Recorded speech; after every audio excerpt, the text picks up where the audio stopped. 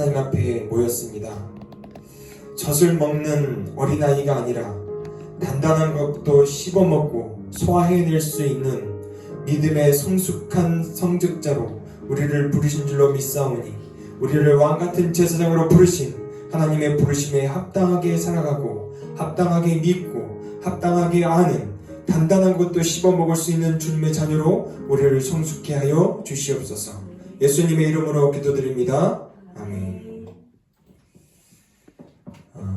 지금 방송이 음향이 나가지 않고 있다고 하는데 이 자리에 앉아 계시는 분들은 할렐루야 그냥 저희 육성으로 같이 들으시면 됩니다. 혹시 방송으로 안 나가고 있는데 이거는 저희가 따로 촬영을 하고 있으니까요. 촬영한 거를 제가 나중에 다시 업로드 하도록 하겠습니다. 오늘 함께 보실 말씀 창세기 2장 창세기 2장 4절 한 절만 보겠습니다. 창세기 2장 4절 한 절만 보겠습니다.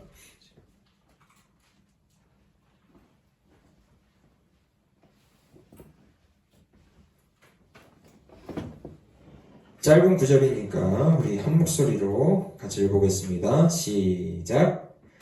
이것이 천지가 창조될 때에 하늘과 땅의 내력이니 여호와 하나님이 땅과 하늘을 만드시던 날에. 아멘. 지난 시간에 우리가 창세기 1장을 봤어요.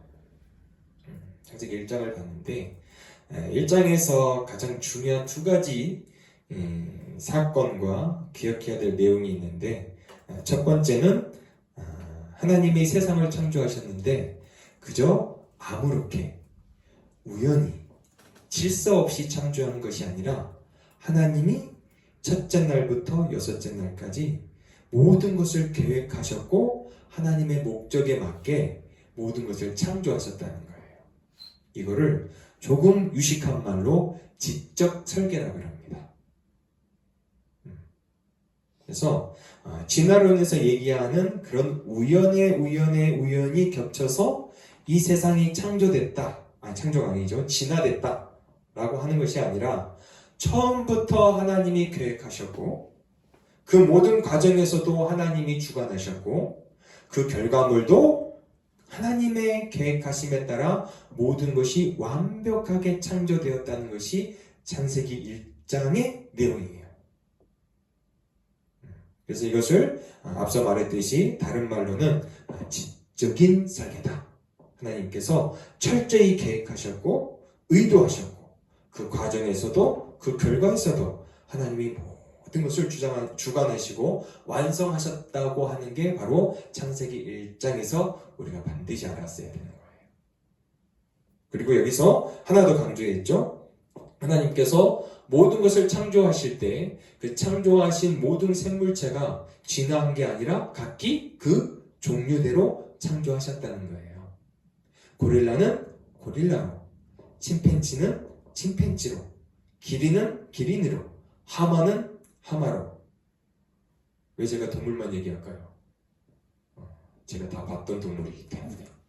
그래서 각기 종류대로 창조하셨다는 게 하나님께서 천지를 창조하셨던 설계이고 하나님의 계획이셨습니다. 그리고 두 번째, 이 창조하신 모든 창조물 중에 가장 중요하게 하나님께서 창조하신 창조물이 있습니다. 다른 거는 각기 종류대로 각기 모양대로 창조하셨는데 꼭 이 존재만 하나님께서 하나님의 형상과 하나님의 모양대로 창조하셨다고 했어요. 그리고 하나님의 모양과 하나님의 형상대로 창조된 이 아담이라는 존재, 사람이라는 존재에게 창세기 1장 28절에서 하나님께서 권위를 주시죠. 이 권위를 다른 말로 왕적 권위라고 얘기합니다. 왕적 권위. 생육하고 번성하고 충만하고 정복하고 다스리라는 거예요.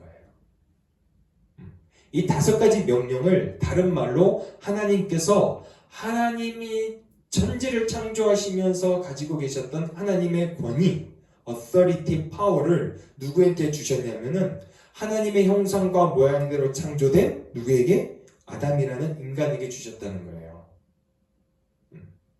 그래서 창세기 1장을 읽으면서 놓지 말아야 될 두 가지가 있습니다. 세상은 우연히 창조된 게 아니라 하나님의 철저한 계획과 하나님이 디자인하신 모든 세계가 하나님이 디자인하신 그대로 이 땅에 보여졌다는 겁니다.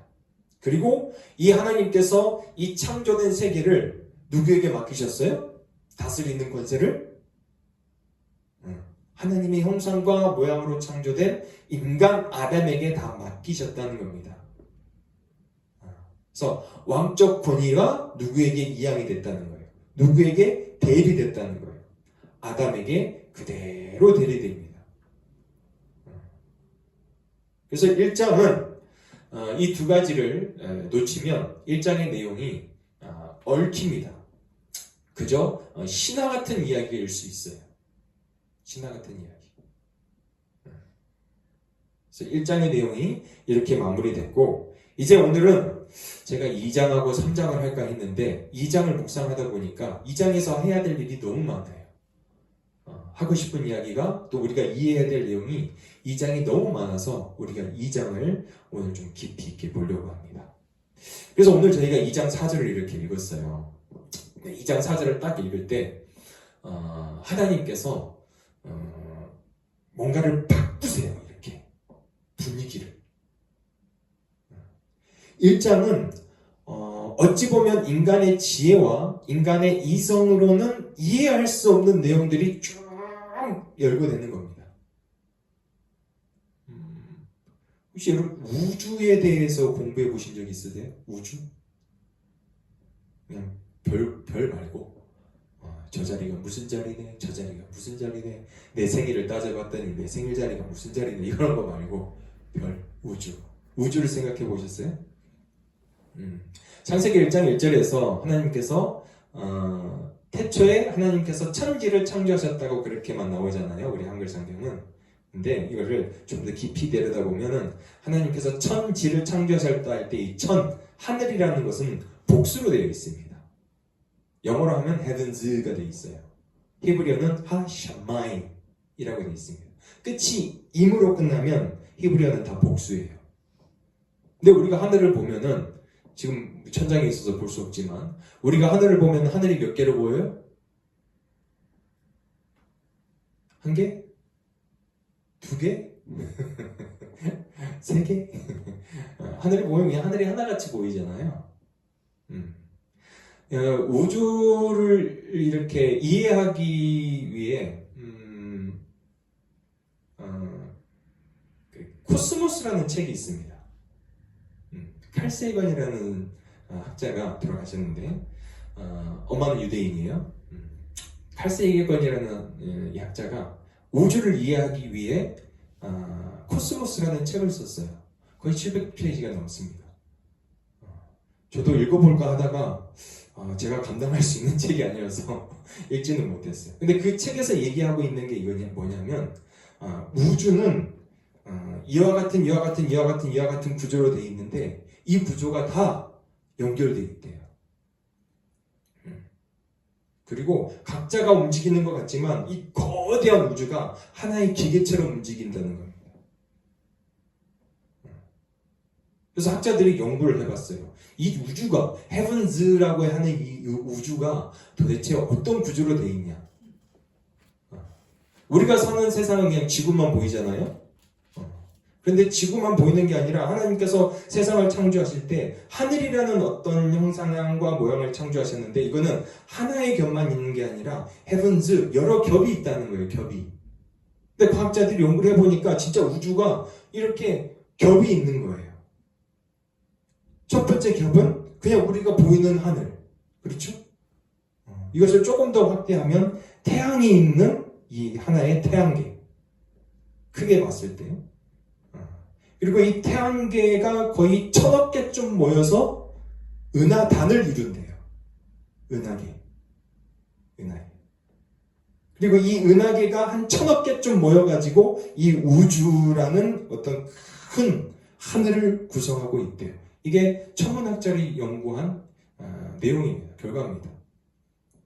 그래서 태양계를 솔라 시스템이라고 그러고, 이 은하계를 갤럭시라고 그러고, 이 우주를 유니버스라고 그러죠. 우리가 이미 알고 있는 단어예요. 근데 이게 갤럭시와 갤럭시, 그래서 은하단과 은하단의 거리를 빛의 속도로 가면 얼마나 걸릴까?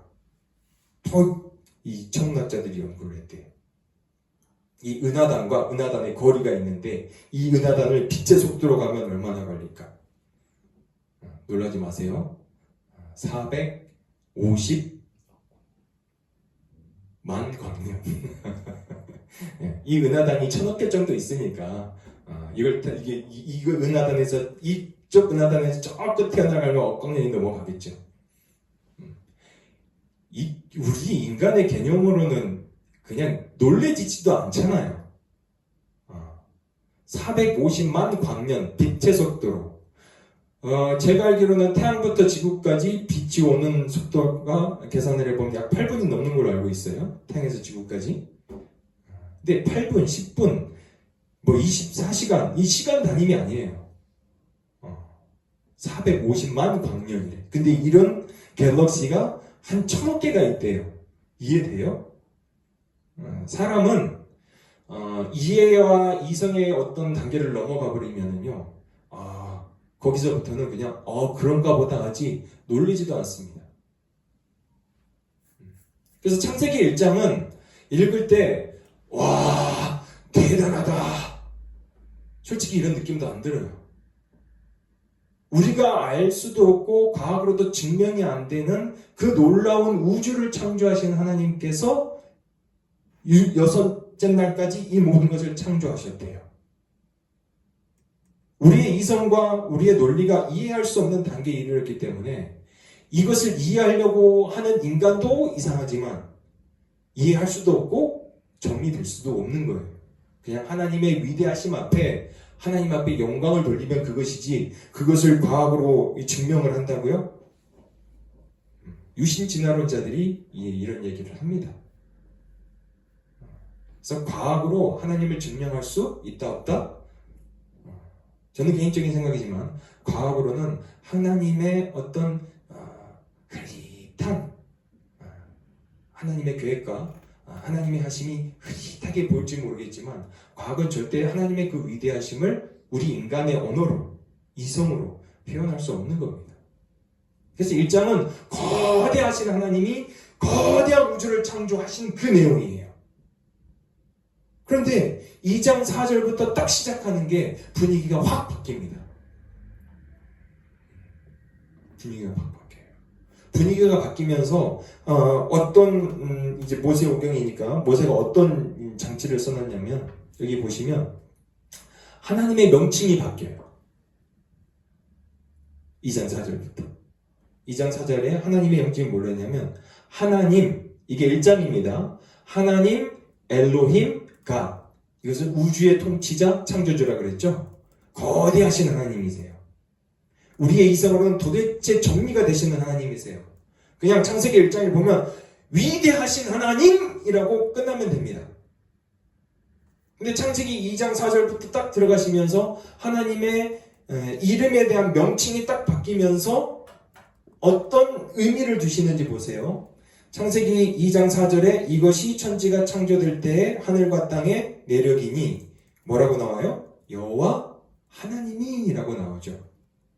그래서 창세기 1장 1절부터 2장 3절까지는 하나님이 창조하신 모든 것 간에 주어는 딱 하나입니다. 하나님이 있으라 하심에 있었더라. 보시기에 좋았더랍니다. 구조는. 그래서 이 하나님은 창조의 하나님이고 통치의 하나님이세요. 우주의 통치. 그런데 2장 4절에서는 그게 뭘로 바뀌었다고? 여호와 하나님이. 그리고 창세기 1장 1절은 천지를 창조하셨다고 그랬는데 2장 4절은 땅과 하늘을 만드시던 날에 하늘과 땅의 위치가 바뀌어요. 그러면 이제 하나님이 분위기를 바꾸시는 거예요. 어떻게? 우주의 통치자 하나님이 어디에 내려오신 거예요, 지금? 땅에 오신 거예요. 땅에. 누구에게? 땅을 경작하고 다스리라고 얘기했던 아담과의 관계 가운데 내려오신 겁니다. 우주의 통치자 하나님이 어디에 내려오셨어요? 지금 땅에 내려오셨어요.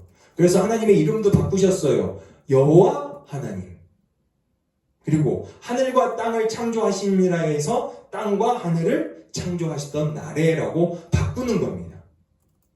그래서 이제 우리의 이해와 우리의 이성과 우리의 감정이 이제 말씀 앞에 쑥 들어가게 만드세요.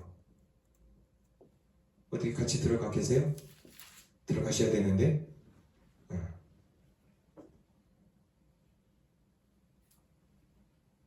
그래서 이 여호와 하나님이라는 말 자체를 이렇게 정의할 수 있습니다. 여호와 하나님. 여호와 하나님. 이 말은 여호와라는 것은 이제 언약적, 관계적 하나님이라고 해요. 엘로힘은 말씀하시는 족족 다 되는 것인데 이제는 하나님께서 뭔가 땅에 오셔서 땅을 경작하고 땅을 다스리는 이 아담이라는 존재와 어떤 관계를 맺으시면서 어떤 메시지와 어떤 의도와 어떤 이야기가 새롭게 시작되는 것 같은 분위기가 2장 4절부터는 시작되는 겁니다. 그래서 2장 3절까지는 사람이라는 존재가 나와요, 안 나와요? 나오긴 하지만 어떤 것도 역할이 없어요. 어떤 것도. 이제부터는 하나님께서 이제 인간 아담에게 내려오셔서 인간 아담과 함께 어떤 관계성을 맺으시면서 인간의 역사를 시작하는 놀라운 역사의 서막이 2장 4절부터 시작이 되는 겁니다. 그래서 분위기가 이제는 바뀌었어요. 1장과 2장이. 그럼 여기서 우리가 하나를 생각해야 될 것이 있습니다. 하나님이 이 땅에 내려오셨다는 의미가 도대체 뭐냐 이거예요. 하나님이 인간인 아담과 뭔가를 관계 맺기를 시작하면서 어떤 일을 시작하시는데 하나님의 작정이십니까? 하나님 왜 그러셨어요? 라고 물어봤을 때 우리는 대답을 알 수 없습니다. 그저 성경을 통해 나타난 증거를 통해 알 수 있는 것은 하나님께서 실제 아담과의 관계 맺기를 시작하셨다는 거예요. 이 의미가 뭐냐예요, 이 의미가.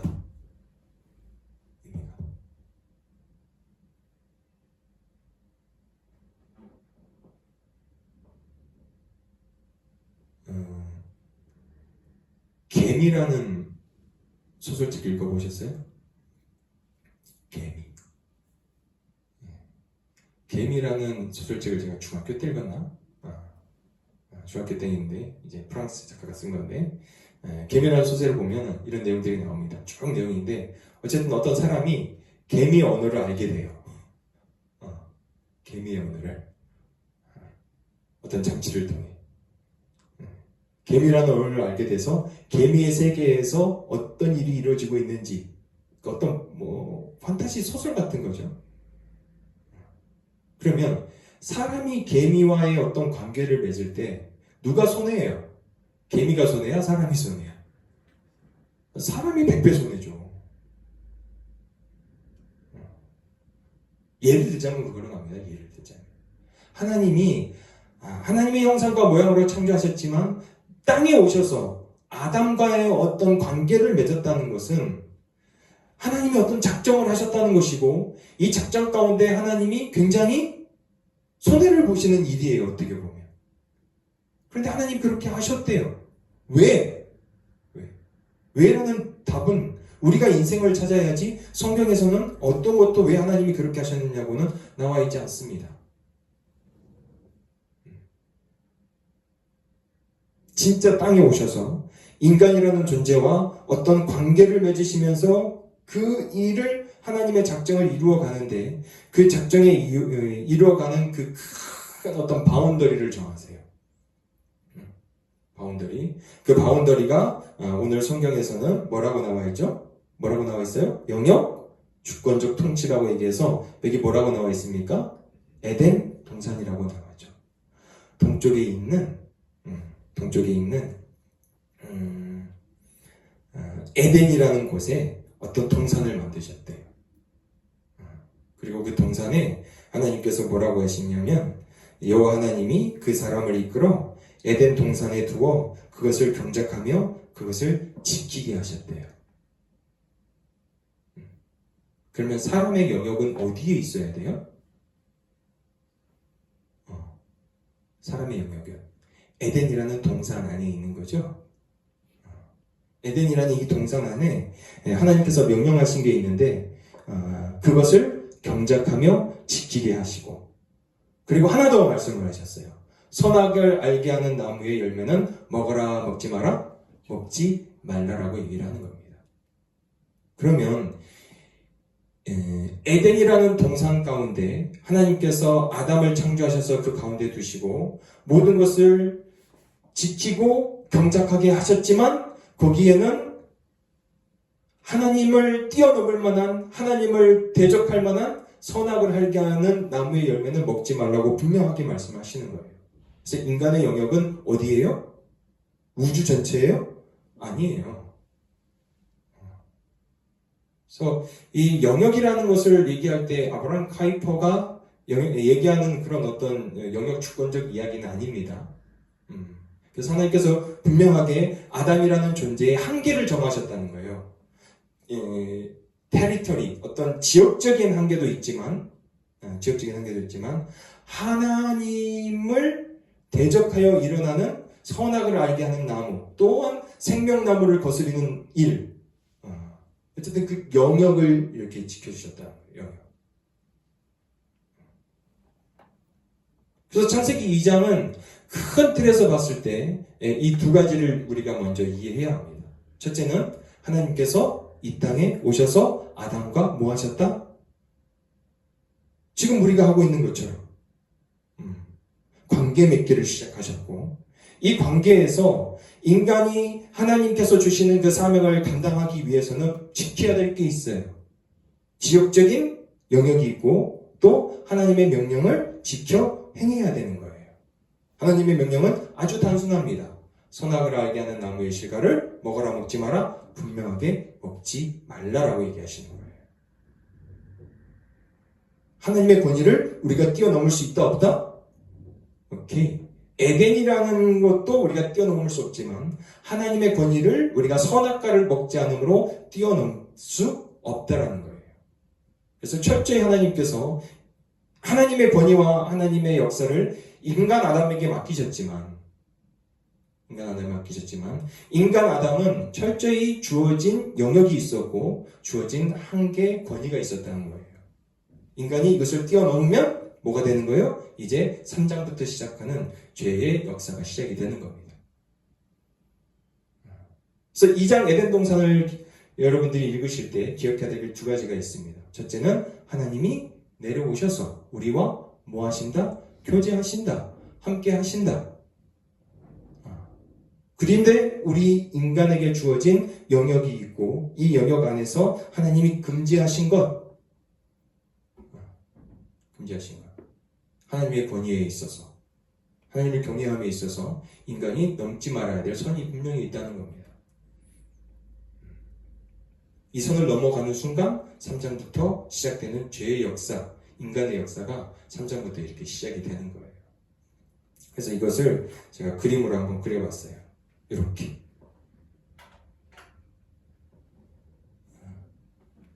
요 위에 하나님이 계시고 또 인간 아담이 있습니다.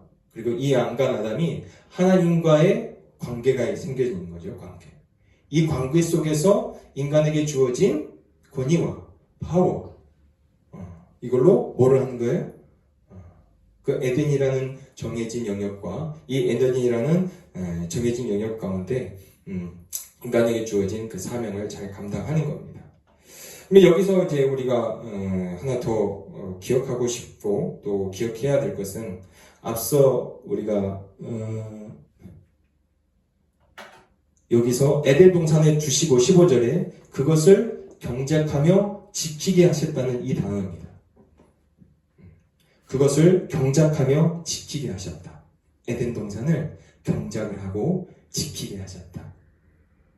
왜 이 단어가 중요하냐면 이 두 동사, 경작하며 지키게 하다라는 이 동사가 가지고 있는 뜻이 있는데 이 뜻이 다 뒤에서 이제 출애굽기, 레위기, 민수기, 신명기에서 가서 다 사용될 때는 어떤 직책과 관련돼서 사용하냐면 다 제사장과 관련된 직책과 관련돼서 이 단어를 많이 사용합니다.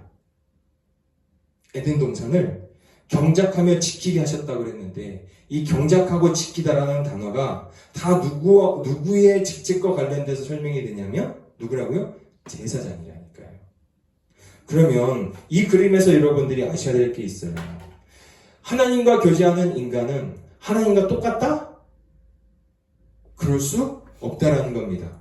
이 인간이 가지고 있는 직책이 있어요. 그 직책이 뭐냐면 제사장적 직책입니다. 이 제사장적 직책을 가지고 에덴이라는 동산을 경작하고 다스리게 되는 거예요. 그래서 이 인간, 우리는 사람은 하나님과의 관계에서 절대 우리의 신분을 놓치지 말아야 됩니다. 우리의 신분은 하나님과 동일한 왕이 아니에요. 하나님과 동일한 주권자가 아니라니까요. 하나님을 예배하고 하나님을 섬기고 하나님께 내어드리는 역할인 제사장적 역할을 에덴 동산에서 해야만, 그것이 바로 하나님이 이 아담을 창조하셔서 에덴이라는 테리터리 안에 두신 하나님의 목적이 거기 있다는 겁니다. 우리를 하나님이 기뻐하시는 예배자로 세우신 것이지 세상을 망가뜨리는 이상한 요망한 존재로 우리를 이 땅에 주신 게 아니라는 거예요.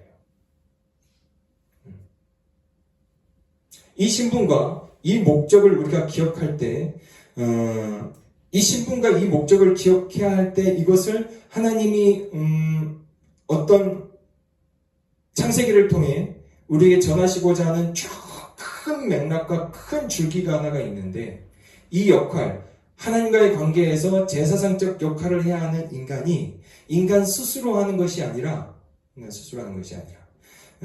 이와 같은 이야기들을 통해 창세기는 그것은 내 개인의 문제가 아니라 어떤 문제가 되냐면 아담에게 배필을 보내시죠. 누구예요? 하와라는 배필. 그리고 창세기 이야기를 쭉 한번 이제 기억해 보세요. 이제 아담의 이야기가 끝나면 누구 얘기가 나와요? 노아의 이야기가 나와요. 노아의 얘기가 끝나면 누구에게 나와요? 아브라함의 가족의 이야기가 나옵니다. 그렇죠? 그리고 아브라함 이야기가 끝나면 이삭의 가족, 그리고 야곱의 가족, 그리고 야곱의 가족 가운데 요셉의 이야기가 여기에 들어가 있는 거죠. 그래서 하나님께서 창세기를 통해 하나 또 우리에게 알려주시는 그 큰 그림이 있는데, 이것은 하나님께서 우리 인간을 부르셔서 하나님의 제사장적 직분을 감당하게 하셨을 때는 이것이 우리 개인의 언약임과 동시에 누구의 언약이에요? 누구의 언약이에요? 노아의 가족, 아브라함의 가족 이야기, 이삭의 가족의 이야기, 야곱의 가족의 이야기로 계속 가족이라는 공동체를 통해 이 하나님의 언약이 계속 이어지는 겁니다. 그래서 요거 하나만 더 보고 창세기의 큰 그림을 한번 더 그려볼게요. 창세기는 그래서 이 가족이라는 의미가 왜 중요하게 여겨지냐, 이 가족이 우리 윗대가 누구 사시고, 우리 할아버지 할머니 때가 누가 사시고, 그리고 우리 그 다음에 이렇게 쭉 정리한 거를 우리나라 말로 뭐라 그래요? 족보라 그러죠? 족보. 그래서 창세기에는 이 족보라는 말이 이렇게 쭉 해서 11번 나옵니다.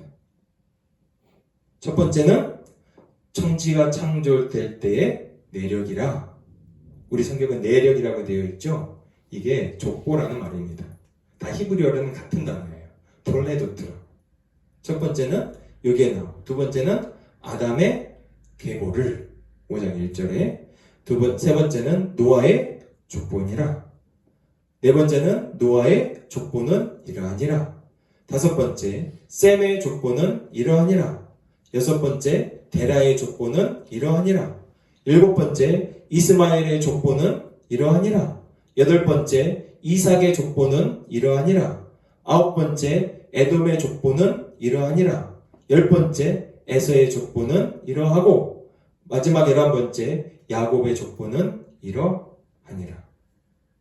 이 족보, 가족, 계보라는 말이 몇 번 나와요? 11번이 나와요. 그래서 에덴 동산에서도 아담과 하와라는 가족 족보를 통해 에덴 동산의 이야기가 흘러가고 있고, 또 넘어가서 노아도 마찬가지고, 또 넘어가서 데라의 족보, 아브라함의 족보도 마찬가지고, 그리고 이삭의 족보도 마찬가지고, 야곱의 족보도 마찬가지고, 이렇게 족보를 통해서 쭉 흘러간다는 말입니다. 이해하셨죠? 이게 어떻게 보면 창세기를 구성하는 큰 그림 중에 하나입니다. 에덴 동산에서도 아담과 하와라는 족보의 이야기가 진행이 돼요. 방주의 이야기에서도 노아의 가족이라는 족보의 이야기가 진행이 되고, 아브라함 이야기, 이삭과 야곱의 이야기에서도 각각 족보의 이야기가 쭉 진행이 되면서 결정적으로 뭔가를 하나 딱 가서 찝어야 돼요. 결정적으로 뭔가를 가서 딱 하나 찝어야 돼. 이 족보가 몇 개라고요? 11개죠. 족보가 11개잖아요. 뭔가 좀 이상하지 않아요?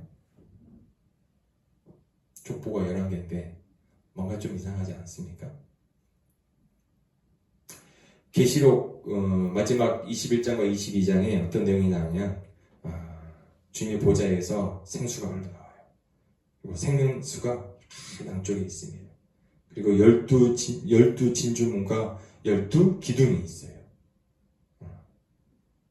각각 이스라엘의 12지파, 예수 그리스도의 12사도가 있습니다. 그렇죠? 그럼 뭔가를 완성해서 딱 채우려면 뭐를 채워야 돼요? 뭐를 채워야 돼요? 11번까지 족보가 있대요. 그럼 뭐를 채워야 되냐? 뭐를? 12번째 족보를 채워야 되잖아요. 12진주문과 12기둥이 있대. 그리고 이스라엘의 12지파이고 예수님이 12제자래요. 그러면 뭔가 완성을 하려면 마지막 족보가 저기에 있어야 되는데 마지막 족보가 안 보이네. 이 족보가 뭘까? 이 족보가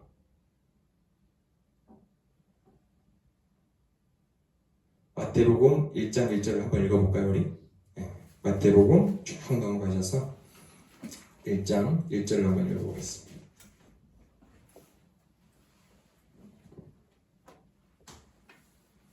마태복음 1장 1절. 우리 한 목소리 같이 읽습니다. 시작! 아브라함과 다윗의 자손 예수 그리스도의 계보라.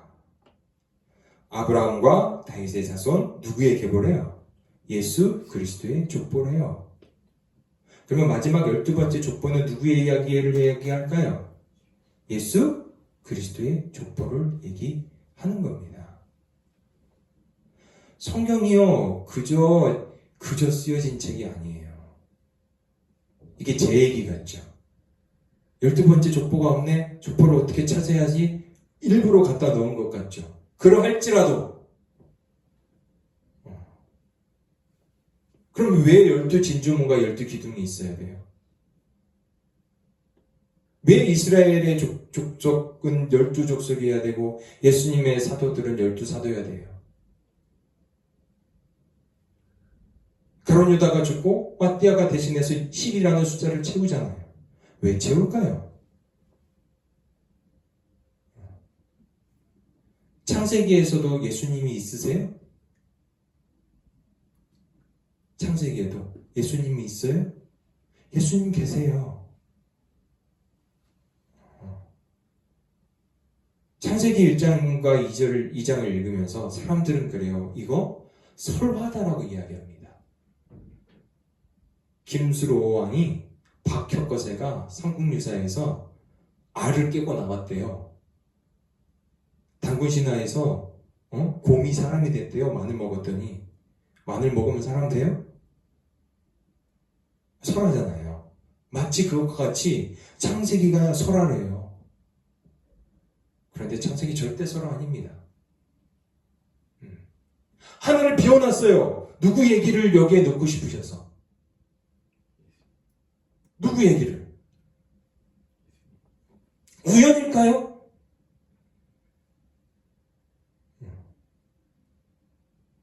첫째 날부터 여섯째 날까지 모든 창조의 역사가 우연이에요? 진화론 자들이 얘기하는 것처럼?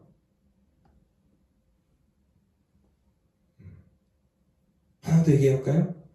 아담이 이렇게 누워 있잖아요. 아담이 깊은 잠에 들었을 때 하나님께서 아담이 홀로 있는 게 마음이 아프셨나 봐. 그래서 아담을 위해서 돕는 배필을 이렇게 만들어주고 싶으셨어요. 깊이 잠들게 하시고 흙으로 모양을 만드시고, 그리고 모를 때다가 마지막에 딱 했더니 이게 살아 생명이 됐대요. 갈빗대죠? 갈빗대. 근데 갈빗대에 뭐 생명이 있나? 우리 뭐 소갈비, 돼지갈비는 좋아하는데 그 갈비 먹으면 뭐 소의 생명이 느껴져요? 돼지의 생명이 느껴져요? 갈빗대가? 근데 왜 성경은 그걸 갈빗대라고 얘기했을까? 성경을 정확하게 번역하시는 분들은 갈빗대라고도 번역하지 않습니다. 그냥 옆구리라고 번역을 해요. 언어학자들은요, 히브리 언어학자들은 이 갈빗대라고 번역하지 않고, 왜? 성경 어디 봐도 이걸 갈빗대라고 사용한 용례가 별로 없거든요.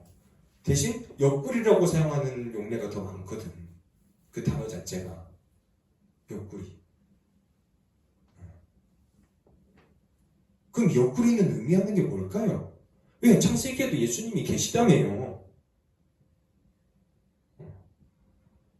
도마가 부활하신 예수님을 뭐를 보고 예수님인 줄 알아요?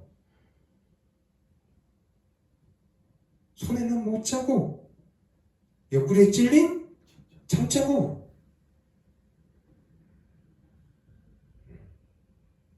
살아 생명이 되는 것. 옆구리에서 뭐를 빼셨을까? 제 상상력이지만 예수님의 피 아닐까요? 이단으로 모이지 마세요. 제 상상력이라고 말했습니다. 상상력일지언정 왜 여기 12번째를 비워놨고 왜 갈빗대 옆구리라는 단어를 쓰며, 하나 더 말씀드릴까요? 창세기 아담을 창조하시는 이야기에서 오늘 뭐라고 나와요? 2장 7절에 이와 같이 얘기합니다. 여호와 하나님이 땅의 흙으로 사람을 지으시고 생기를 그 코에 불어넣으시니 사람이 생명, 살아있는 영이 됐다고 얘기하죠. 흙으로 사람의 모양을 만들었어요. 아담이라는 모양. 그리고 생기를 그 코에 하고 불어넣으셨대요. 그랬더니 이 모양, 흙으로 만든 모양이 살아있는 영, 살아있는 영이 됐대요. 그래서 그게 아담이래요. 그 표현이 뭐라고 나와요? 그 코에 뭐를 불어넣었대요? 생기를 하고 불어넣었대요.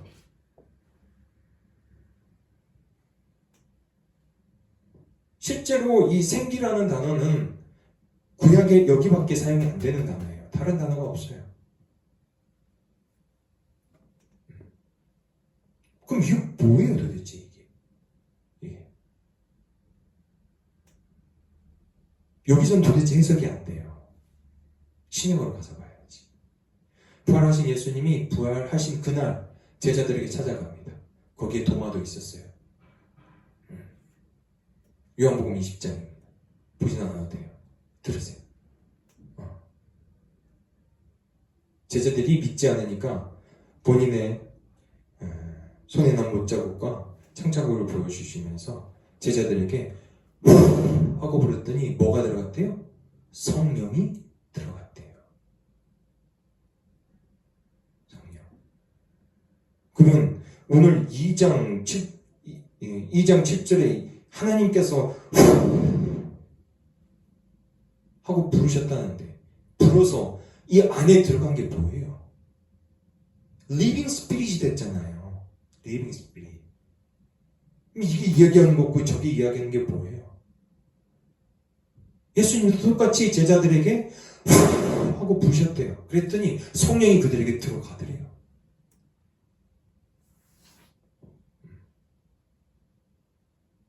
앞서 얘기했죠? 엘로힘에서 마지막 힘으로 끝나는 건 다 뭐라고요? 복수라고. 창세기 1장은 다 엘로힘입니다. 하나님이 복수용으로 사용되고 계세요. 그리고 인간을 창조하실 때도 우리가 우리의 모양을 따라 우리라는 복수형을 사용하고 계세요. 1인칭 복수형. 창세기 1장 1절이 신하라고 가버리면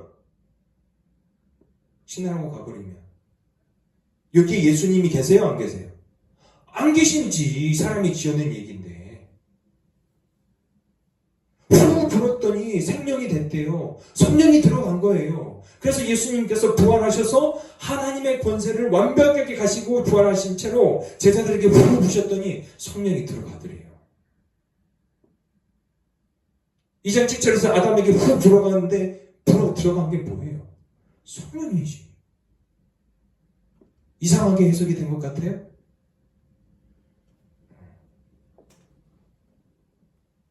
창세기 1장과 창세기 2장 모든 성경도 마찬가지지만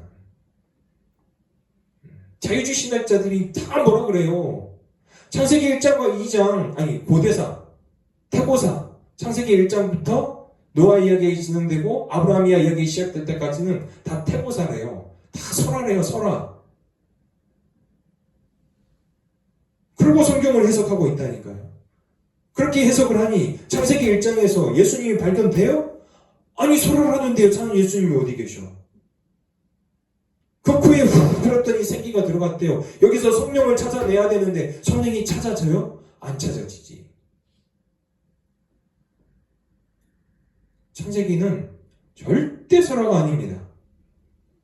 창세기는 하나님께서 모세에게 계시로 알려주신 바 하나님께서 어떻게 세상을 창조하셨고 그 창조하신 세계에서 아담과 하와 우리 인간을 대표하는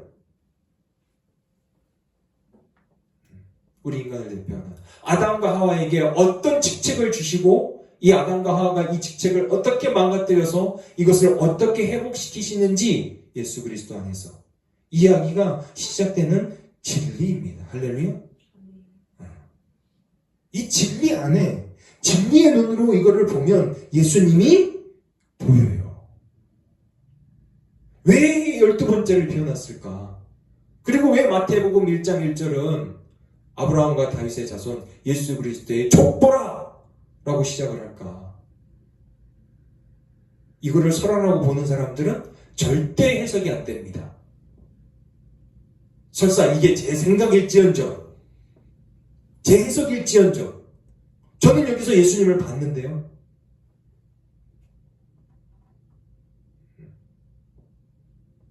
이 자리에 앉아 계시는 분이나 방송을 보고 계시는 분들이나 생각을 해보셨습니까? 창세기 1장과 2장의 이런 내용들을 믿으시죠? 믿으신 줄 믿습니다. 믿으신 줄 믿습니다. 그런데 우리가 단단한 식물을 씹어 먹어야 성숙하게 돼 있거든요. 한국교회는 죄송한 이야기지만 한국교회는 단단한 식물을 쉽게 하기 위해 이루어지고 있는 어떤 것들이 보이지 않습니다. 성경을 보며 깊이 생각하고 깊이 묵상하고 이것이 무슨 뜻인지 이 안에서 답을 찾아야 비로소 우리의 삶이 보이는 건데 우리 삶이 보이는 너무 건물 중심이라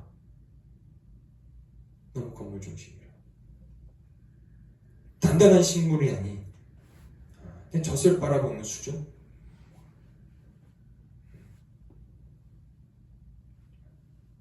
그래서 히브리서에서 저는 히브리서를 바울이 썼다고 봐요. 생각을 합니다. 저자가 정확하게 내가 누가 썼다고 얘기 안 하지만 히브리서에서 예수님께서 진짜 대제사장이시다. 멜기스덱의 반차를 따라 이 땅에 오신 있다는 것이 우리의 진짜 대사장이다. 그래서 우리가 그를 믿을 때 우리가 은혜의 보좌 앞에 담대히 나간다는 것을 바울이 히브리서 앞장에서 쫙 설명하다가 갑자기 딱 멈춥니다. 5장에서 쭉 설명하다가 제 느낌이에요. 쭉 설명하다가 5장에서 갑자기 딱 멈추더니 야, 내가 언제까지 이 신앙의 기초를 너희에게 말로 설명을 해야 되냐? 언제까지 너희가 젖만 먹는 그리스도인이냐? 단단한 식물을 씹어 먹어야 될 거 아니야. 내가 설명하지 않아도. 기본적인 걸 다 알고 있어야지 내가 더 깊은 내용으로 너희를 가르치지. 그리고 갑자기 주제를 싹 바꿔서 다시 돌아가긴 해요. 그래서 단단한 식물을 씹어먹는 그리스도인들이 되시기를 소망합니다. 아멘? 그랬을 때 창세기 1장과 2장을 제가 지금까지 봤는데 1장과 2장에서 반드시 기억해야 될 것 몇 가지가 있었어요. 1장에서는 하나님께서 계획하셨다. 계획하신 대로 창조하셨다. 인텔리전트 디자인, 하나님께서 계획하신 대로 디자인한 대로 세상이 창조됐다. 그 창조된 세계에서 하나님께서 가장 관심이 있고 가장 소중하게 여기고 가장 하나님의 형상과 모양을 담아 창조하신 인간이라는 존재가 있다. 그리고 그 인간들에게 하나님께서 친히 내려오셔서 관계를 맺으신다. 이 장에서 여호와 하나님이라는 이름까지 바꾸시면서, 그리고 그 인간인 아담과 하와에게 명령을 하시는데 선 지켜 이겁니다. 선 지켜. 믿음으로 구원을 얻는다는 것을 부인할 수는 없습니다. 그걸 부인하면 이단이 되는 거죠. 은혜로 구원을 받는다는 것은 예수님께서 우리에게 가르쳐 주신 바 그의 피의 값으로 우리의 모든 죄가 속죄되었다는 내용이죠.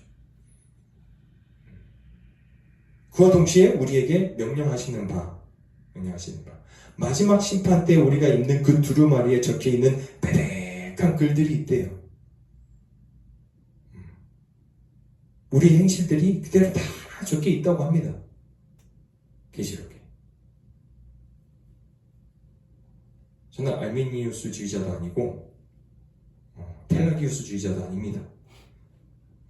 행위로 구원받는다는 그런 유의 목사도 아니고 선교사도 아니에요. 근데 에덴 동산에서만 봐도 하나님께서 아담과 하와를 이렇게 묶으시면서 명령하신 바 정해진 영역 가운데 너희가 최선을 다하라는 겁니다. 정해진 영역 가운데. 쉬워요. 어려운 거 아닙니다. 정해진 영역 가운데 최선을 다해라. 경작하고 지키다라는 말이 무슨 말이라고요? 제사장적 역할이라니까요. 제사장적. 내 거예요? 내 거라서 마음대로 할 수 있다? 이게 아닙니다. 하나님께서 그냥 대리자로 세워주신 은혜예요. 마찬가지입니다. 이걸 우리의 삶으로 그대로 적용하잖아요. 그러면 창세기에서 이야기하는 바 가장 중요한 영역이 보입니다.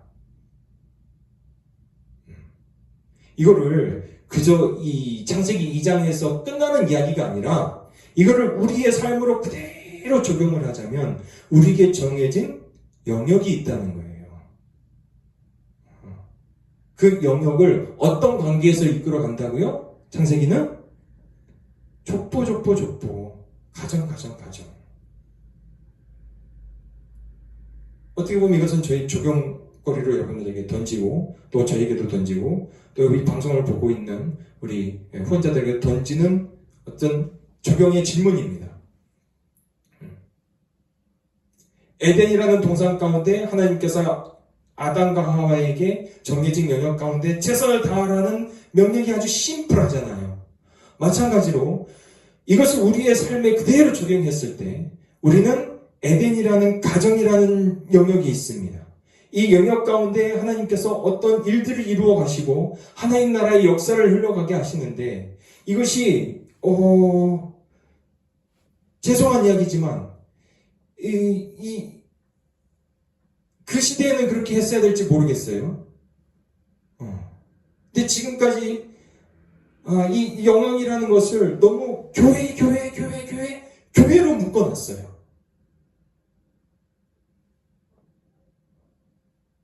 교회. 좀 더 쉽게 얘기하면은 하나님이 주신 이 완벽한 에덴 동산이라는 모양을 다 어디로 묶어놨냐면 교회라는 공동체로 묶어놨다니까요. 지금 제가 교회라고 얘기했을 때 여러분들이 딱 떠오르는 그 교회를 얘기하는 거예요.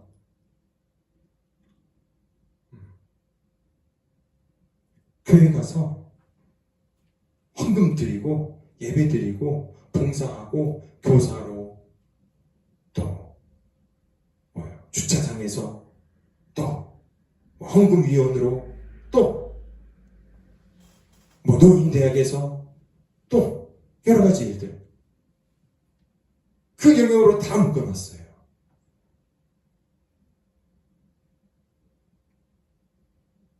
그리고 그것을 지키려고 건물을 짓습니다.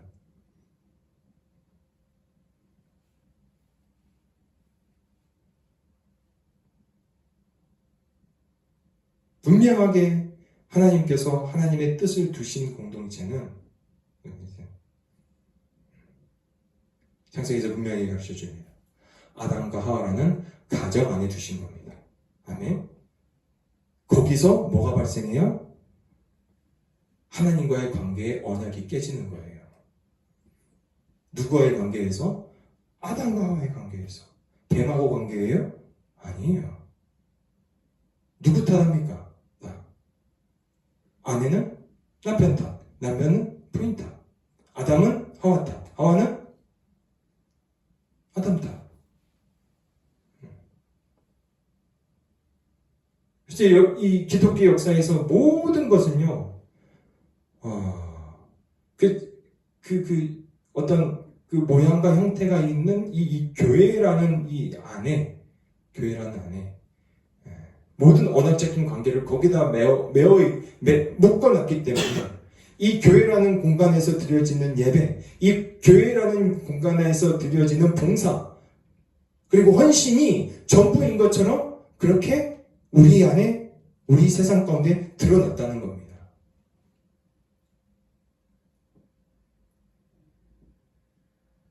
에덴 동산에서 에덴 동산을 보시면 안 돼요.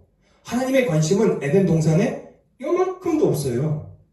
왜? 하나님의 일반 은총 가운데 에덴 동산은 자연스럽게 돌아가요. 에덴 동산이 어디에 있어요?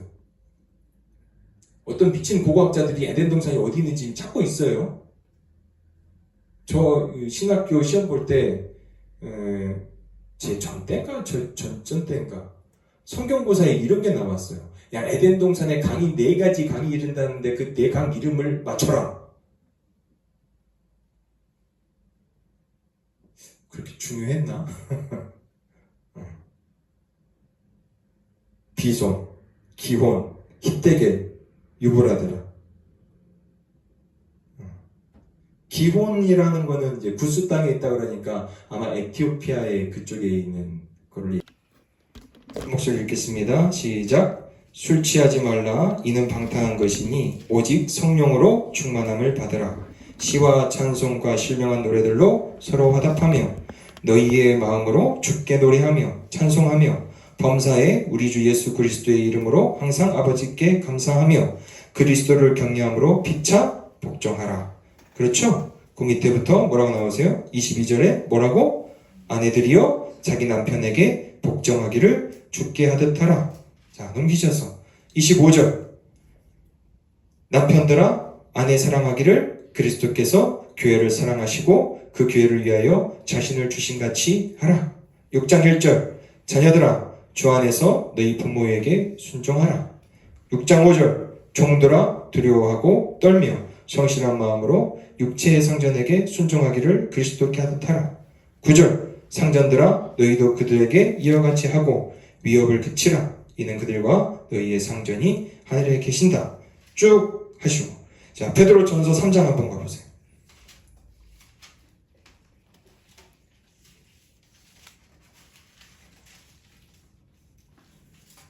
베드로전서 3장은 배경 자체는 2장까지는 예수 그리스도께서 모퉁이 돌이 되셨대요. 그 모퉁이돌에 건축자들이 버린 그 돌에 모퉁이돌이 머릿돌이 되셨대요. 믿지 않는 자들은 부딪혀 넘어지는 돌이지만 순종한 자들에게는 그 위에 왕같은 제사장으로 세워지는 거룩한 나라가 되는 주의 백성이 되는 그런 모퉁이돌이 됐대요. 그렇게 이야기하면서 갑자기 3장 1절에 뭐라고 나와요? 아내들아 이와 같이 자기 남편에게 순종하라. 이는 혹 말씀을 순종하지 않는 자라도 말로 말미암지 않고 그의 아내의 행실로 말미암아 구원을 받게 하려 함이니. 나와있죠.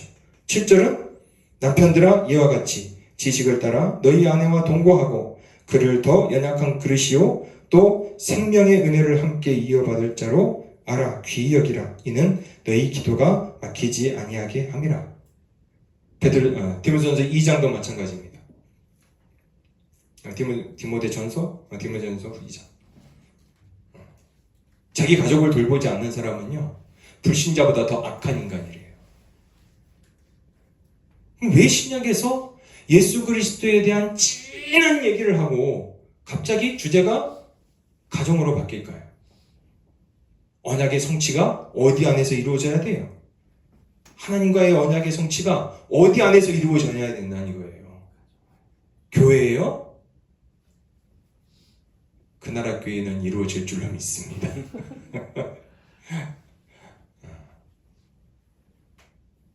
가정입니다. 가정에서 언약의 관계가 깨지잖아요. 아담과 같은 역사가 또 쓰여지길 원하세요? 또 반복되길 원하세요? 이게 아담에서 끝난 이야기일까요? 왜 우리가 아담을 원죄해요? 끝나지 않는 영적 전쟁입니다. 끝나지 않는 영적 전쟁. 말씀을 맺겠습니다. 창세기 2장은 어찌 보면 설화 이야기처럼 들리는 에덴 동산의 이야기입니다. 그러나 이야기는 설화가 아니라 진리이고 진실이고 하나님께서 우리에게 알려주시는 놀라운 비밀이 담겨있는 사실입니다. 이 진리와 사실 가운데 우리가 기억해야 될 것은 우주를 창조하신 하나님이 나라는 이 하찮은 어찌 보면 하나님의 입장에서는 개미 맛도 못한 무가치한 우리 인간들과 하나님이 친히 내려오셔서 여호와 하나님으로 관계를 맺는다고 하십니다. 그리고 우리를 제사장으로 세우십니다. 하나님을 예배하는 제사장.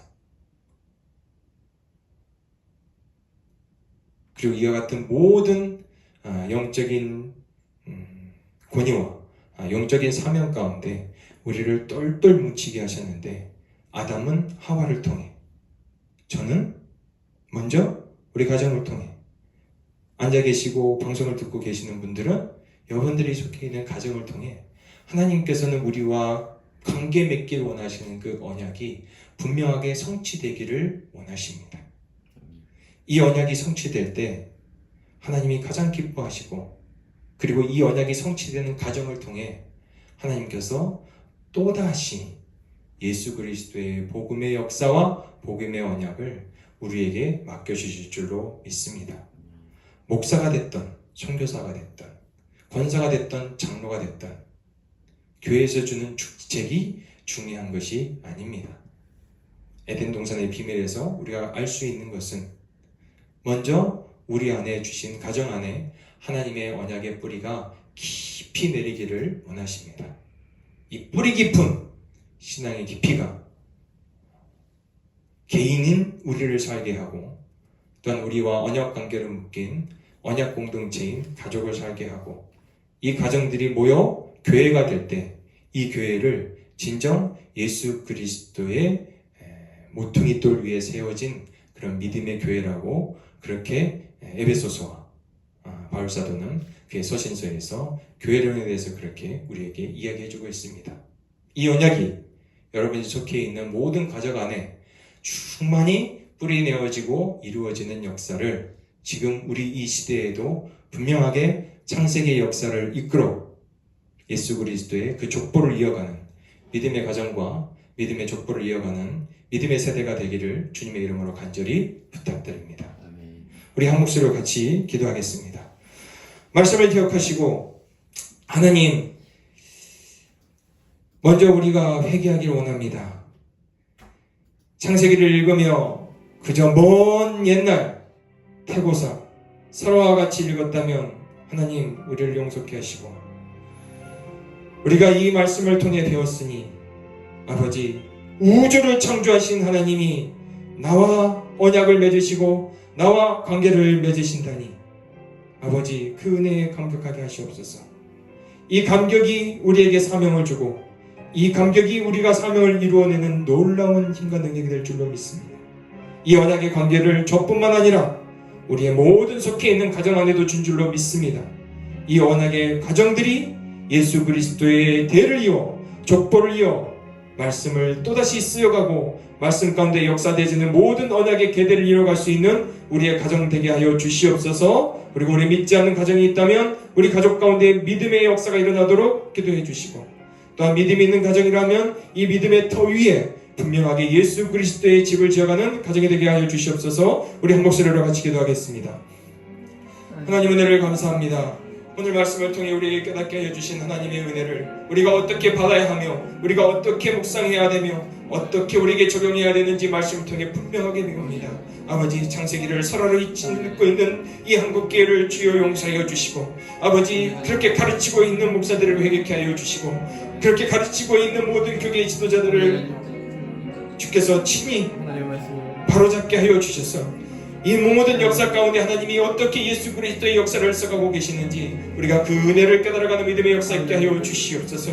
그래야 우리 한국교회가 아버지 회개하며 나올 때, 두 손 들고 나올 때 다시 한번 회복의 역사가 일어나는 놀라운 은혜의 역사가 있기를 원합니다. 아버지, 이것이 먼저 우리 가정 가운데 이루어질 줄로 믿습니다. 하나님께서 가장 먼저 언약의 관계를 묶으신 아담과 하와의 가정을 통해 아버지께서 이루고자 하는 목적과 모든 역사가 있었을 줄 믿는데, 아버지 하나님, 우리가 이 원죄로 말미암아 타락한 이 세상 가운데 아버지 하나님, 우리가 다시 한번 예수 그리스도로 말미암아 회복된 모든 새 사람으로 다시 일어나기를 원하오니 우리 가정 회복하여 주시옵소서.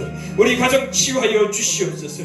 믿음이 없는 가정에 믿음이 있게 하시고, 그리스도의 십자가가 없는 가정에 십자가가 있게 하여 주시고, 고난이 없고 아버지 모든 것이 평안하다 하지만 아버지 그 가운데 십자가가 없다면 그 십자가로 채워주시고 십자가의 역사로 우리의 모든 것들을 채워주시옵소서. 믿는다 하지만 입술로는 고백하지만 그 영혼과 그 마음에는 여전히 하나님 나라가 아닌 세상의 나라를 따라가고 있는 어리석은 가족들이 있습니다. 아버지 하나님, 회개하며 돌아오게 하여 주시고 무릎 꿇고 돌아오게 하여 주시고, 무엇이 잘못되어 있는지, 무엇이 잘못되어 가고 있는지, 자기가 어떤 신앙을 가지고 있는지 아버지 도대체 성령의 역사가 아니면 깨달을 수 없사오니 아버지, 이 모든 믿음의 사람들 다시 돌아오고 회개하여 하나님 앞에 다시 한번 무릎 꿇는 역사가 일어나게 하여 주시옵소서. 성령이 우리를 인도하여 주시고 성령이 이 모든 것 가운데 우리와 함께 하여 주시옵소서. 또한 우리가 북한을 위해서 기도하기를 원합니다. 다 뉴스를 통해 보셨죠? 이제 트럼프 정권이 어떻게 세계 질서를 재편할지 한편으로는 두렵지만 또 한편으로는 기대가 됩니다. 입술로 하나님을 인정하고 또한 그 마음으로 성경의 가치대로 뭔가를 바꿔보려고 하는, 또한 이 모든 경제와 모든 국제 질서 가운데 어떤 질서가 다시 형성이 될지, 이것이 또 북한과 또 어떤 관계가 있을지 염려도 되고 또한 기도도 됩니다. 하나 우리가 한민족으로서 기도해야 될 것은, 아버지, 북한 땅에 지금도 지하에서 부르짖고 있는 저들의 음성을 들으시고 저들의 기도를 들으시고 6.25 전쟁 이후 70여 년 동안 여전히 신음소리로 아버지께 기도하고 있는 저들의 기도를 들으셔서 저들에게 자유를 허락하여 주시옵소서. 아버지를 예비하는, 아버지를 찬양하는, 아버지께 기도하는 그 목소리를 그들이 낼 수 있는, 최대로 들을 수 있는 자유를 허락하여 주시옵소서. 그래야 이 한민족 가운데 있는 모든 회복돼야 될 것들이 회복지고 무너져야 될 것들이 무너지는 역사가 이 북한 땅에 이루어질 수 있도록 주여 인도하여 주시옵소서. 우리가 북한을 위해서 함께 기도하겠습니다. 하나님, 은혜를 감사합니다. 저 북한 땅 아버지 언제까지 가만두고 보시겠습니까? 저 북한 땅 저들의 신음소리를 언제까지 아버지 침묵으로 가만 계시겠습니까? 아버지 저 땅 회복하여 주시옵소서. 아버지 세계의 질서가 재편되는 이 순간, 아버지 무엇인가 움직여야 되는 이 순간, 무엇인가 변화받아야 되는 이 순간, 하나님의 계획이 무엇이고 하나님의 작정이 무엇이고 하나님이 이끌어가고 계신 것이 무엇인지 알 수 없지만 아버지 이 모든 것들 가운데 아버지 저희가 하나님의 살아계심을 목도하고 우리가 살아있을 때 하나님께서 어떻게 저 땅을 변화시키시는지, 저 땅 가운데 어떻게 복을 주시고 아버지 저 지하교에서 신앙하고 있던 모든 우리의 믿음의 형제와 자매들이 어떻게 다시 한번 자유를 얻어 하나님을 자유롭게 찬양하고 하나님 앞에 두 손 들고 나아오는 믿음의 역사가 일어날지 저희가 기대합니다. 아버지 이왕 아버지의 정권이 바뀐 이 가운데 아버지 그 역사가 이 시대에 저희가 눈으로 보기로 나오니 아버지 이 시대 가운데 역사하시는 아버지, 함께 하시는 아버지, 아버지 우리를 모든 것들을 인도하시고 주장하시는 아버지, 아버지 하나님 저 북한 땅에도 속히 저희와 같은 이 자유를 주시고 이 자유를 통해 우리가 함께 하나님을 찬양하고 경외하기로 나오니 하나님 이 모든 역사 가운데 우리에게 인도하여 주시고 하나님 이 모든 역사 가운데 우리와 함께하여 주시고 하나님 이 모든 역사 가운데 우리에게 인도하여 주시는 역사로 아버지 하나님께 나아가는 모든 역사 일어나기로 나오니 주여 우리와 함께하여 주시고 주여 우리를 붙잡아 주시옵소서.